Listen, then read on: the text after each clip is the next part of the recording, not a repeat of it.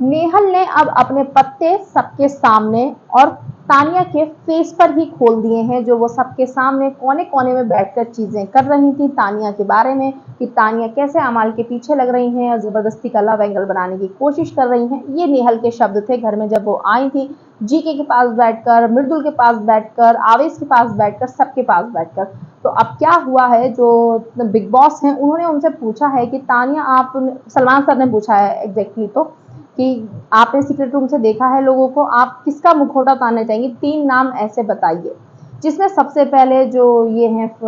नेहल हैं, उन्होंने लिया है तानिया मित्तल और उनके मुंह पर पानी फेंक के मारा है कि आपको इनका मुखौटा देखना चाहिए असली क्या है, क्योंकि ये अमाल के साथ इन्होंने अपनी एक अलग ही स्टोरी चला रखी है, अलग ही चीज़ें इन्होंने कर रखी हैं। जिस तरीके से ये फेक लव एंगल बनाने की कोशिश कर रही हैं, अमाल के साथ में एक स्टोरी बनाने की कोशिश कर रही हैं, स्टोरी लाइन चलाने की कोशिश कर रही हैं। अब जो नेहल है उसने सारी बात बोल दी है, जो ऑडियंस भी देख रही थी। कहीं ना कहीं तानिया मित्तल फेक करने की कोशिश कर रही थी, क्योंकि उनका कुछ समझ में नहीं आ रही है वो जोड़ी, ना ही तो ऑडियंस के मन में कहीं से कहीं तक उनका कोई कनेक्शन समझ में आ रहा था। हाँ, बहाना और अभिनूर तो लोगों को पसंद आते हैं, लोग खुद से उनको पसंद करते हैं, लेकिन ये अमाया नया निकल कर आया था और तानिया उसमें काफ़ी इंटरेस्टेड लग रही थी देखने में।